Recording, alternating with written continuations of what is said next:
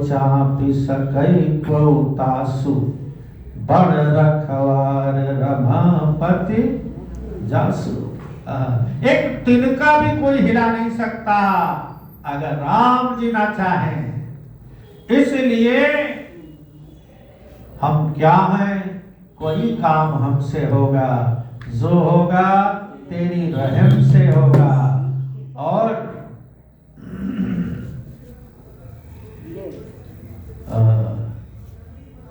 इसलिए अंगद जी महाराज प्रसन्न हैं, अंगद जी महाराज आनंदित हैं। क्यों? क्योंकि जो सोच लेकर गए थे लंका में, वो अंगद जी महाराज के द्वारा संपन्न हुआ। दुश्मन का मान मर्दन हुआ। तो आकर प्रभु के चरण पकड़ लिए पुलकित होकर। क्यों? इसलिए कि धन्य हो प्रभु, आपके चरणों का प्रताप आज जगत विजयी रावण के मान को मत कर और मैं सुरक्षित आपकी चरणों में पुनः उपस्थित हूं।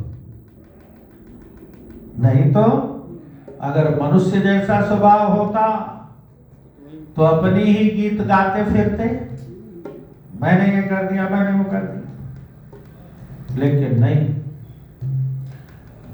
यही भक्तों का दायित्व भी है और लक्षण भी है कि भक्त जानते हैं, इसलिए वो अपना श्रेय तो कहीं आने ही नहीं देते।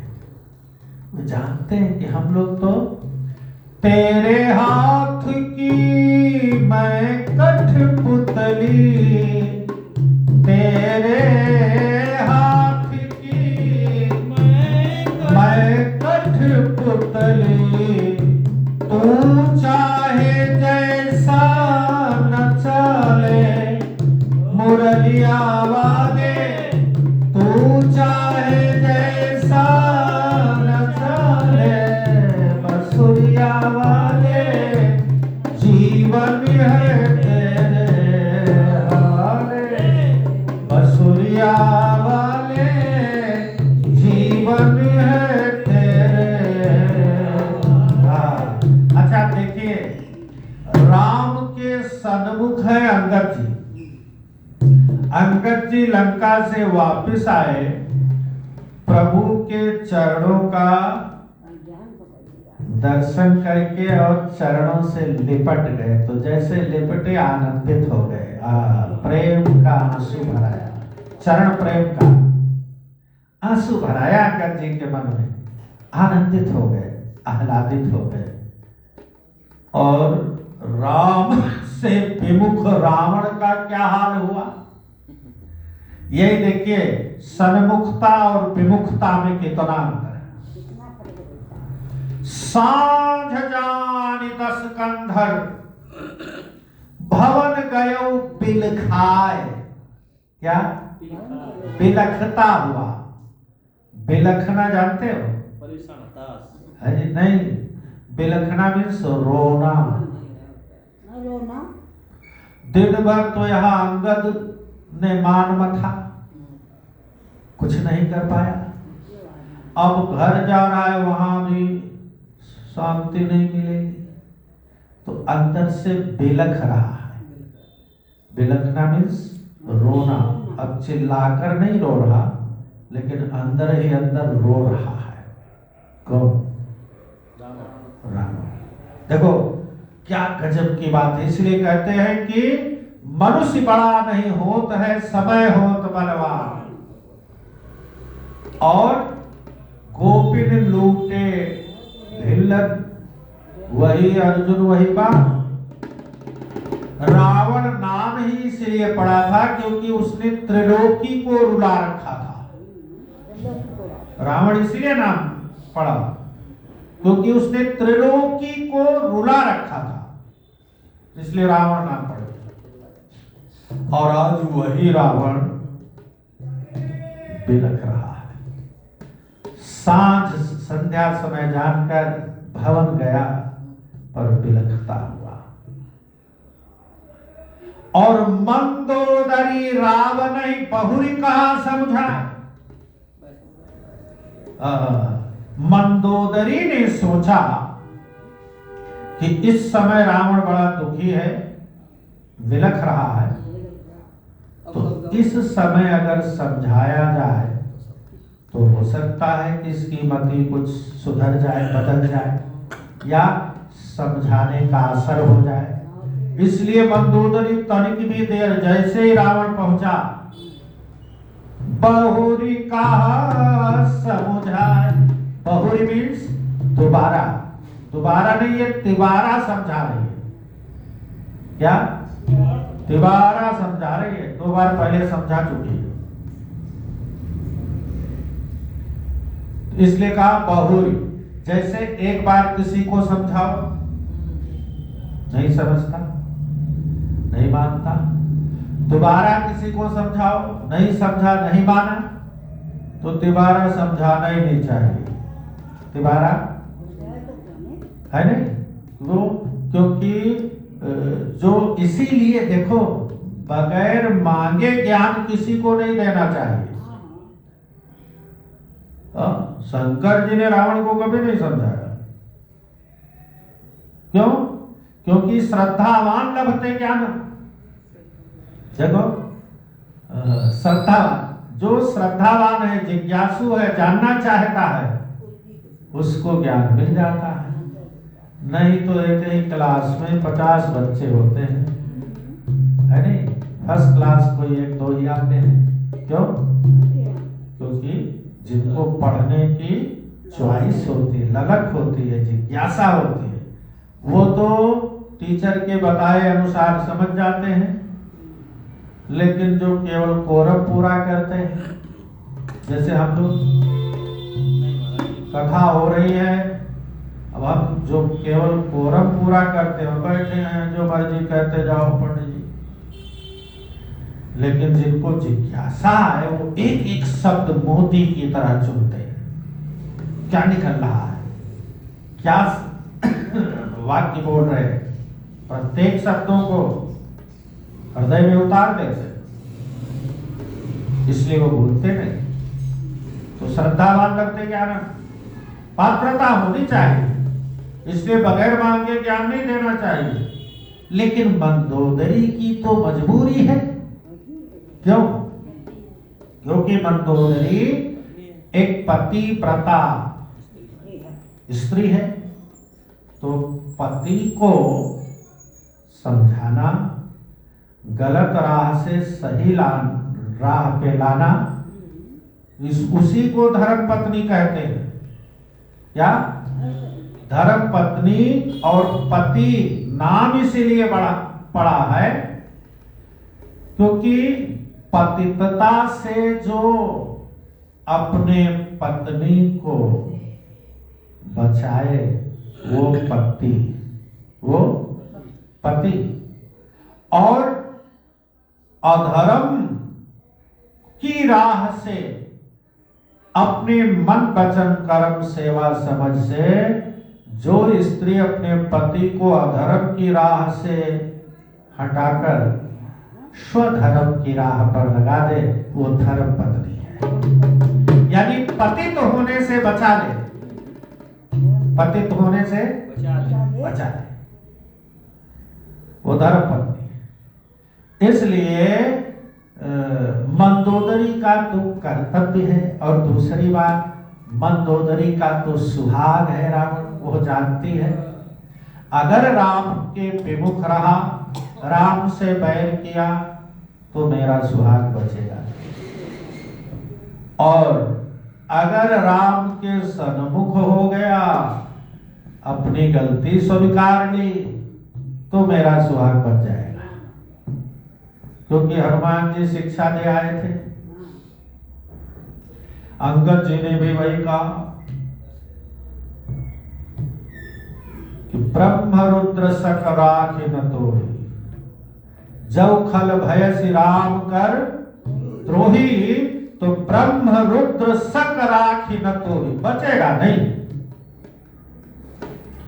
बचना चाहता है तो एक ही उपाय है कि शरण में आ जा।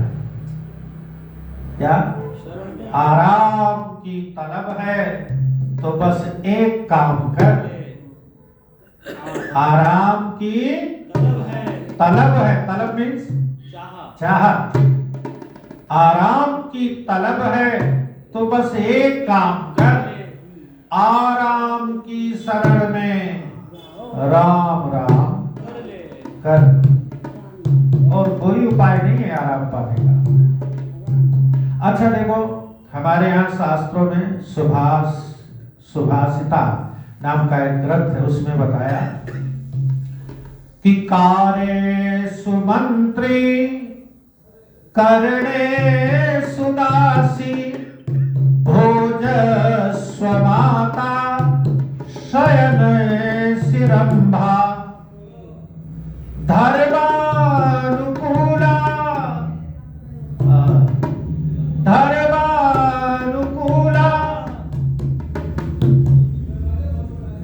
क्षमये स्थयंत्री भार्या तु खड़गुणानुसुदुर्लभा। देखो, धर्म पत्नियों के 6 गुण हैं, 6 लक्षण। कितने? 6। तो सबसे पहला कारेषु मंत्री, काम धाम में जैसे एक नेक मंत्री राजा को उचित सलाह देकर मार्गदर्शन करता है। कौन सा सलाह देकर? उचित सलाह। तो राजा कार्यभार अच्छे ढंग से करता है। इसी तरह एक धर्म पत्नी का पहला कर्तव्य है कि वो अपने पति को उचित सलाह देकर अच्छे कार्य के लिए प्रेरित करे, तो वो मंत्री का रूप है। क्या? तो 6 रूप बनाती है स्त्री। कारेषु मंत्री और कर्णेषु दासी। कर्णेश मीन्स घर के काम काज करने के लिए वो दासी का रूप ले ले। क्या? हाँ, ऐसा नहीं कि सुबह की चाय तुम बना लो, शाम की चाय मंगा लेंगे, है ना? कर्णेषु दासी, घर का गृह कार्य करना हो तो दासी की तरह। भोजस्य माता, और जब पति को भोजन कराना हो तो वात्सल्य भाव से, माता भाव से। कौन से भाव से? सुनो, आज मैं नहीं बनाऊंगी, मंगा लेना बाहर से, ऐसा नहीं। जो धर्म पत्नियां होती हैं वो कितनी भी थकी हारी हो, लेकिन उनका उल्लास होता है कि मैं अपने हाथों से अपने पति को, अपने बेटे को खिलाऊंगी। हमारे यहाँ तो ऐसी ऐसी स्त्रियां हुई हैं। वीर शिवाजी की माता जीजाबाई जब शिवाजी गोदी में थे तो जीजाबाई को आवश्यकता अनुसार कोई विशेष काम आ पड़ा तो शिवाजी को दासी को सौंप दिया कि ये ले, गोदी में ले बालक को, तब तक मैं ये काम करके आती हूँ। लेकिन सुन, बालक रोना नहीं चाहिए, बालक रोना नहीं चाहिए। अच्छा, जीजाबाई ने बालक को स्नान आदि कराकर, तेल मालिश आदि करके, श्रृंगार करके, वस्त्र पहनाकर गोदी में लिया था। तो अक्सर बालक सो जाया करते नहाने के बाद। शिवाजी सो रहे थे, दासी ने ले लिया सोते अवस्था। अच्छा, बच्चों का वो जो नाल होता है ना, तो माँ से ऐसा कनेक्शन होता है कि वो गंध से ही पहचान जाते हैं कि मेरी माँ नहीं है। छोटे बच्चे 1-2 महीने के भी उनको अपनी माँ का पहचान हो जाता है। तो बच्चा जैसे ये गोदी से दूसरे गोदी में जाएगा तो कुछ ही देर में जग जाएगा। अब जीजाबाई तो चली गई, लेकिन शिवाजी को जैसे ही दासी की गोद में देकर चली गई, थोड़ी ही देर में शिवाजी जग गए। अब दासी ने सोचा कि अगर बच्चा रोने लगा तो रानी साहिबा मुझे छोड़ेंगे नहीं। अच्छा, बच्चा सोकर जगे और अपनी माँ को न देखे तो रोता भी जरूर है, ये भी है स्वाभाविक। अब जैसे ही शिवाजी रोने को मुंह बनाया तो दासी ने सोचा अब क्या करूं, तो उसने अपना स्तनपान कराना शुरू कर दिया, नहीं रोएगा। तब तक जीजाबाई लौट आई, और लौट कर आई तो देखा तो जीजाबाई ने तुरंत अपने बालक को दासी से लिया और दासी को डांट लगाई कि ये दासी का दूध पीकर महान बनेगा। तुरंत गले में अंगुली डाली, उल्टी करवाई, गंगा जलपान करवाया, फिर अपना स्तनपान कराया। पहले माताएं बच्चों का लालन पालन ऐसे करते थे, तब बालक लोग वीर, महान, दानी, धार्मिक उत्पन्न होते थे। हाँ। तो स्त्रियां भोजस्य माता, जब एक नेक स्त्री पति को भोजन कराती है तो पहले बनाते समय ही उसके अंदर भाव होता है कि मेरा पति खाएगा, मेरा ये पुत्र खाएगा। तो साध्वी है तो भगवान का नाम लेती रहती है और अच्छी भावना से आनंदित होकर जब बनाती है तो उस भोजन में बल बुद्धि दोनों अपने आप प्रकट होता है।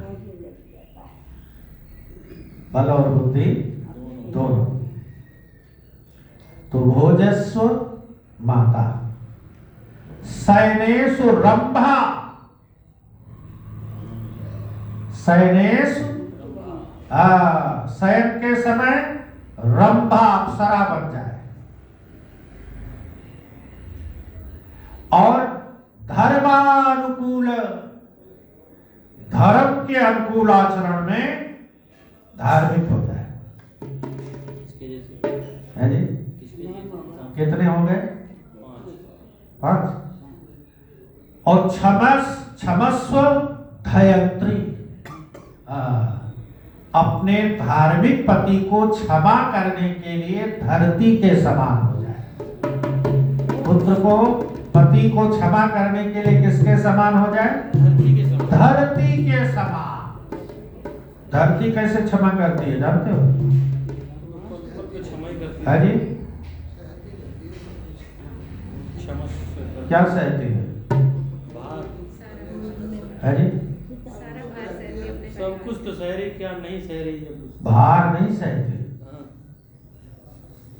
भार तो सहती है जब कोई झूठ बोलने वाला इस पृथ्वी पर रहे, उसका भार उसे महसूस होता है। कोई दुष्ट आचरण करने वाला पृथ्वी पर रहता है तब वो परेशान होते। अत्याचार, अनाचार, व्यभिचार आदि। तभी तो रावण से पृथ्वी त्रस्त हो गई थी, तो गौ रूप धारण करके गए। उसने कहा परद्रोह रत, सबसे ज्यादा पृथ्वी असहनीयता कब महसूस करती है? जब कोई पराये द्रोह को करता है। पृथ्वी ने स्वयं कहा कि पर्वत समुद्र गरुय नहीं मोही, मेरे ऊपर इतने पर्वत हैं, इतने समुद्र हैं, वो मुझे वजन महसूस नहीं होता। जस एक परद्रोही, जैसा भार मुझे एक परद्रोह करने वाले का महसूस होता है, वैसा भार सातों समुद्र और अनेक पर्वतों का भार भी नहीं होता। क्षमया धयत्री, तो हम लोग प्रत्येक पैर का प्रहार करते हैं। किस पर? किस पर? धरती पर, धरती के छाती पर प्रत्येक पैर प्रहार करते हैं। किस पर? धरती के छाती पर। इसीलिए जो संत जन हैं वो सुबह जैसे ही उठते हैं तो उनका नित्य का नियम होता है, उठे, अपने इष्ट का नाम लिया, स्मरण किया, फिर कराग्रे वस्तो लक्ष्मी ऐसे हाथ किया, कराग्रे वस्तो लक्ष्मी कर मध्य सरस्वती कर मूले वस्तो ब्रह्मा प्रभाते कर दर्शन। गोविंद नहीं, ब्रह्मा, क्योंकि करने वाले ब्रह्मा है, रजोगुणी। हाथ से काम किया जाता है। आप लोग गलत बोलते हैं तो मैं क्या करूं? तो भैया इसीलिए एक गुरु करो, दो करोगे तो भ्रमित होगे। क्योंकि उसका लॉजिक है, क्योंकि ब्रह्मा रजोगुणी है, गोविंद तो कुछ करते नहीं, कुछ नहीं करते। ब्रह्मा रजोगुणी है तो जो रजोगुणी होगा वही कुछ करेगा, वही कुछ करेगा। जो सात्विक भाव से होगा वो कोई काम नहीं करेगा ना, उसे कुछ चाहिए क्यों करेगा। जो रजोगुणी है वो अपने राज्य का विस्तार चाहता है, इसलिए वो व्यापार करेगा, इसलिए वो सब कुछ करेगा। तो शरीर में करने वाला कौन? हाथ ही तो है। कोई भी काम करो हाथ ही आगे आता है। इसलिए कर क्रे वस्तो लक्ष्मी, इसका मतलब समझिए, कर मध्य सरस्वती और कर मूले, यहाँ पर मणिबंध रेखा जिसको बोलते हैं, कर मूले वस्तो ब्रह्मा प्रभाते कर दर्शनम। इसलिए प्रातः काल अपने हाथ का ही दर्शन कर, इसी में सब है।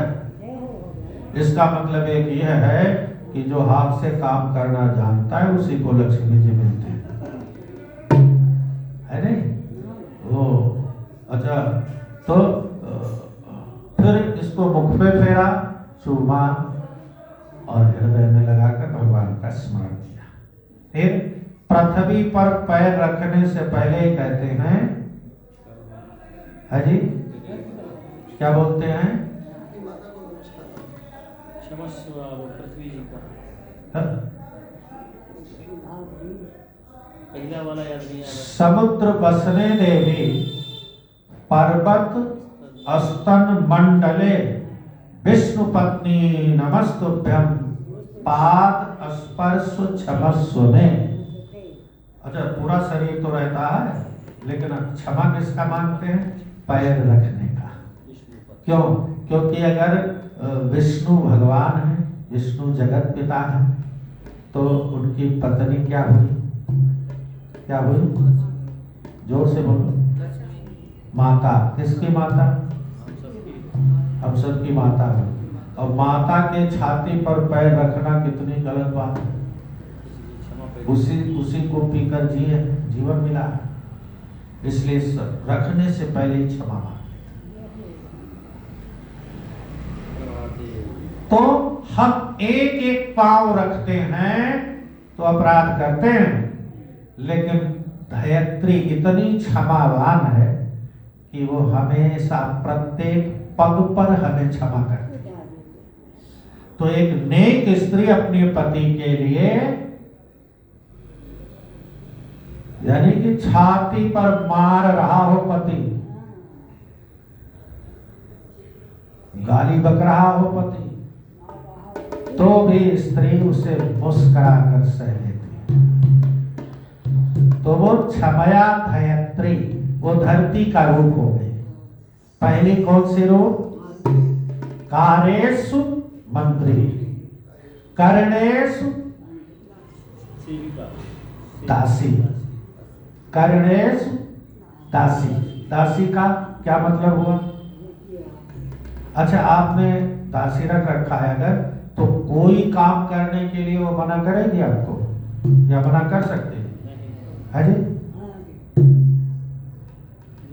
इसलिए कर्णेषु दासी, गृह कार्य में वो दासी का रूप रहे, कोई काम मना नहीं करे। और भोजस्व माता, जब भोजन कराना हो तो माँ का भाव प्रकट कर देते। 3 हो गए। और शयनेषु रंभा, शयन के समय वो रंभा अप्सरा बन जाए पति के लिए। 4 धर्मानुकूल, धर्म के लिए हमेशा अनुकूल रहे। क्षमया धयत्री, और क्षमा दान के लिए धरती का रूप धारण करती हो। तो क्षमया धयत्री, इसलिए कहा गया भाषिता में, क्षमया धयत्री भार्या तु खड़ गुणा सुदुर्लभा। ऐसे खड़ गुण, खड़ मीन्स 6 गुणों से युक्त स्त्री दुर्लभ है। क्या है? दुर्लभ है। लेकिन मंदोदरी तो ऐसी स्त्री है, तारा, कुंती, अहिल्या, मंदोदरी, द्रौपदी, ये 5 स्त्रियां हमारे भारत में ऐसी हुई हैं जिनका प्रातः काल नाम लेने से ही महान पुण्य की प्राप्ति होती है। स्त्रियों का नाम लेने से महान पुण्य की प्राप्ति। तो इसलिए मंदोदरी अपना कर्तव्य समझ रही है, पति को समझाना, पति को समझाना। 2 बार समझा चुकी है, तीसरी बार प्रयास करना नहीं चाहिए, लेकिन बात सुहाग की है बात। और जैसा कि मैंने पहले ही कहा, पतितता से, अधर्म मार्ग से, किसी भी तरह से पति को हटाकर और सुमार्ग पर लगा दे, इसीलिए वो धर्म पत्नी कही जाती है। इसीलिए वो धर्म पत्नी कही जाती है। और पतित होने से जिस स्त्री को पति बचा ले उसे पति कहते हैं, उसे पति कहते हैं। अब तो भाषाएं हमारे यहाँ एक एक शब्द का बहुत बड़ा असर होता है, एक एक शब्द का। आजकल बच्चे पिताजी को क्या बोलते हैं? डैड मीन्स पापा, पाप और पापा में क्या अंतर है? तो पाप एक और पापा मीन्स बहुत बड़ा पापी। पापा मीन्स पापा बहुवचन हो गया और पाप एक वचन है। संस्कृत में अगर हिंदी में ही समझो तो पाप एक वचन है और पापा बहुवचन हो गया। तो बहुवचन का मतलब बहुत बड़ा पापी। बहुत बड़ा है भाई, इधर आ जा।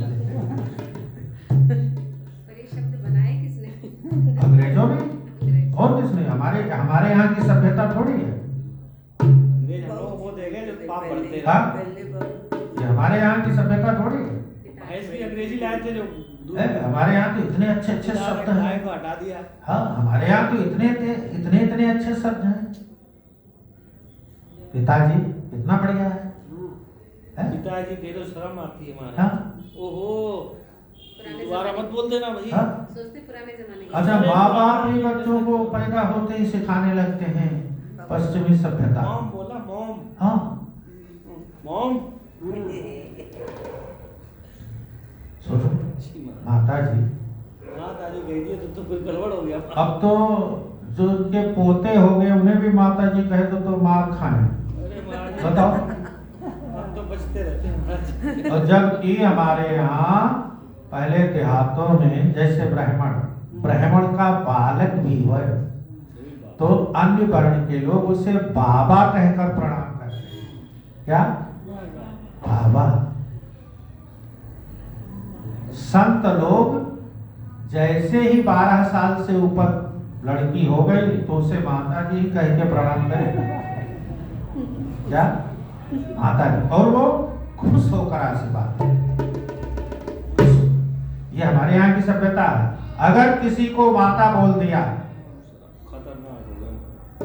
सोचो, अगर किसी ने किसी को माता बोल दिया तो उसके प्रति गलत दृष्टि आ सकता है, गलत भाव आ सकता है, तो माता कहेगी।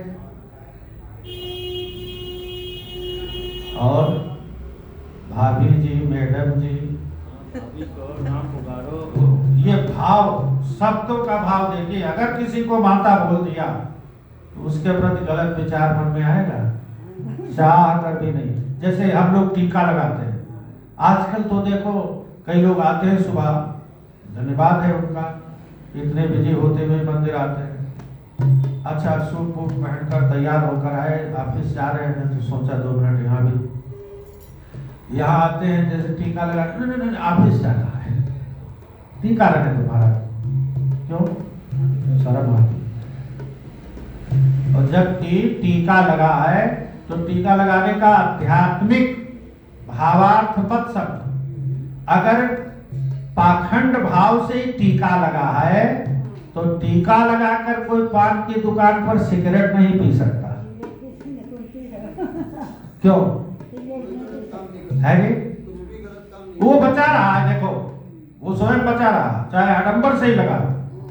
कोई भी ऐसा आसन व्यसन का काम करेगा तो बच बचा कर, क्यों? टीका लगा है मस्तक में, लोग क्या कहेंगे? तो हमारे यहाँ की संस्कृति जो है ऐसी है और ऐसी थी, तभी से एक एक योद्धा, एक एक धर्मवीर, एक एक दानी, एक एक धार्मिक ऐसे ऐसे हुए हैं जिसका आज तक लोग गाथा गाते। संस्कृति ऐसी थी। अब पश्चिमी सभ्यता जब से आई, एक बात और सुनो, लोग विदेश में जाने पर कितना खुश होते हैं, लेकिन जो वास्तविक विद्वान, हमारे यहाँ एक चीज कभी नोट किया होगा आपने, कोई भी जगत गुरु शंकराचार्य विदेश नहीं जाता। हम आप जैसे जो अपना भाव बढ़ाना चाहते हो तो जब तक 2-4 देश घूमना है, उनकी संतत्वता पूरी ही नहीं होती। अब तो राष्ट्रीय कथा सोचो, बड़े गर्व से कहते हैं अपने मुख से ही, हम तो सारा देश घूम लिए। अच्छा, शंकराचार्य लोग क्यों नहीं जाते? कभी सुना कि कोई शंकराचार्य विदेश गया? क्यों? क्योंकि कर्म भूमि सिर्फ भारत है। जो त्रिकाल संध्या करते हैं वो उनका कर्म गिना जाता है। विदेश में कोई, भारत को छोड़कर और कोई देश ऐसा है ही नहीं जहाँ जो कर्म भूमि है, सब भोग भूमि है। क्या? भोग भूमि। तो अपना कर्म छोड़कर इसीलिए वो बाहर नहीं जाता कोई भी। तो वहाँ पाप भी नहीं लगता होगा, है जी? वहाँ पाप भी नहीं कांड होता होगा। उनके लिए नहीं लगता होगा ना, हमारे लिए तो पाप ही लगेगा। नहीं, वहाँ भोग कुछ है नहीं, तो न पुण्य न भोग भूमि मीन्स जो पुण्य या पाप कर्म इकट्ठा होता है, इसके अनुसार बाहर जन्म हो जाता है। वही भोग लो, चले आओ, वहां आप कुछ कर्म कमा नहीं सकते। मैं ये कह रहा हूँ, तो वहाँ जो होता है पाप भी पुण्य भी, वहाँ पाप कमता है वहाँ पर कुछ नहीं, जो तो भोग भूमि है, पाप भी नहीं होता ना? तो तभी तो नंगे घूमते हैं, आप भी तो नहीं तो क्या फर्क पड़ता है? कुछ करना हो वही जाओ। लेकिन भारत भूमि कर्म भूमि है, यहाँ इतना भी करोगे उसका फल मिलेगा। इसीलिए अच्छे अच्छे संत, अच्छे अच्छे विद्वान कभी भारत को छोड़कर बाहर नहीं जाते और अपना गर्व समझते हैं। लेकिन जो दुष्ट व्यापारी स्वभाव के कथावाचक या संत बने घूमते हैं, वह जब तक विदेश न जाए तब तक उनका संतत्व पूरा ही नहीं होता, और मंच पर बैठकर स्वयं हम तो सारी दुनिया घुमाएंगे। पैसा मिलता है। अब सोचो, इंग्लिश भी बोलेंगे थोड़ा बीच बीच है? इंग्लिश भी बोलेंगे। हाँ, तुम्हें क्या मतलब है? धर्म के रहस्य को समझो। समझने पर वो फल देगा, सिर्फ गाने पर नहीं। जैसे आम बड़ा मीठा होता है, आम का रस भी बहुत प्यारा होता है, तो आम आम चिल्लाते रहो, उसका स्वाद मिलेगा? स्वाद कब मिलेगा? तो खाएंगे इसी तरह जितनी भी अच्छी बातें हैं, जितने भी धार्मिक बातें हैं, जितनी भी ग्रंथों की बातें हैं, शास्त्रों की, पुराणों की, वेदों की, उसको जब समझोगे तब उस फल का असर होगा। नहीं तो रेड कोट पहनकर नहाते रहो, पानी आएगा नहीं, तब भीगेगा नहीं। नहा भी लोगे, तो ऐसे नहाने से कितना लाभ होगा? पानी बर्बाद हो रहा है, मेरा बगल में छुरी। पानी खराब हो जाएगा। इसलिए कहते हैं मंदोदरी रावण नहीं बहुरी कहा समझा।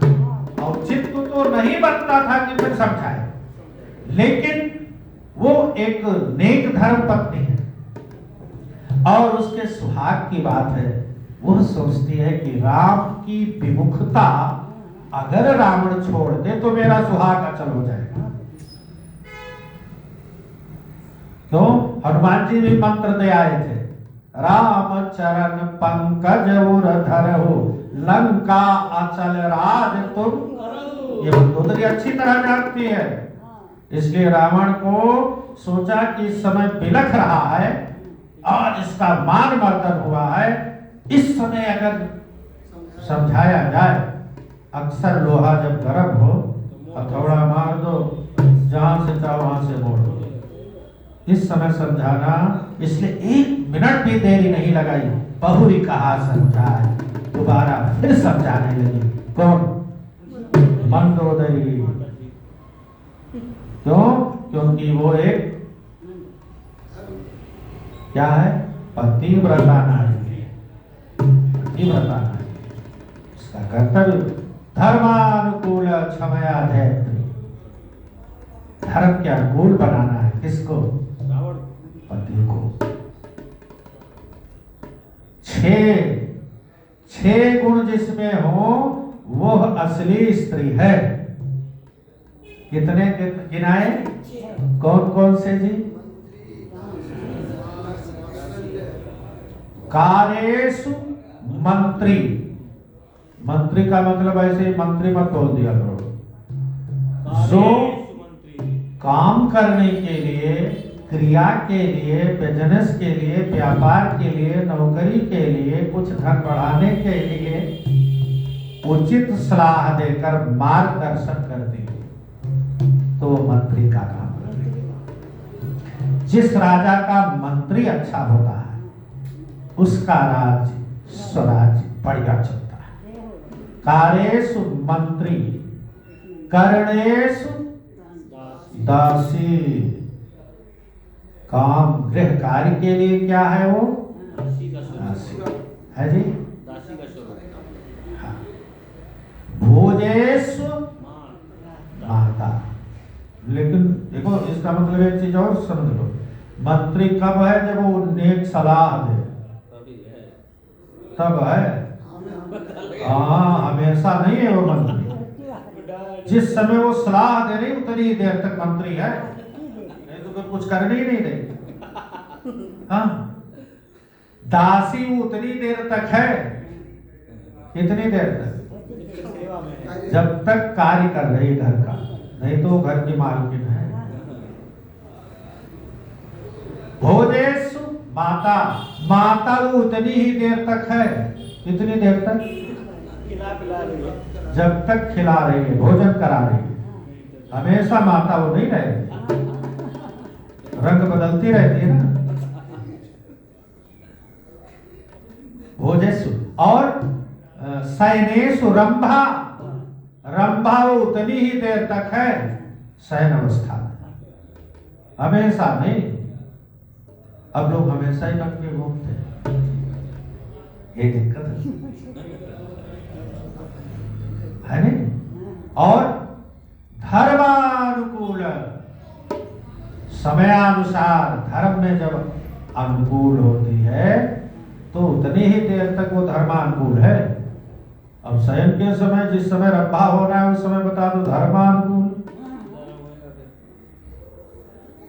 क्षमया धयत्री, और क्षमा दान करने के लिए धरती बन जाती है कब? जब पति को क्रोध आ रहा हो, अब शब्द कह रहा हो, उस समय वो धयत्री। और धयत्री का मतलब यह है कि क्षमा कर दिया तुम्हें, जाओ कुछ नहीं कहूंगी, ऐसा नहीं। क्रोध के समय भी वो चुपचाप सुनती हुई और अंत में ऐसी मुस्कुराहट दे दे कि पति का क्रोध खत्म हो जाए। क्षमया है। 6 रूप है। कितने? 6। तो भैया मंदोदरी तो पंचकन्याओं में से आती है, बड़ी श्रेष्ठ है। वो रावण ऐसे पति को भी सोचो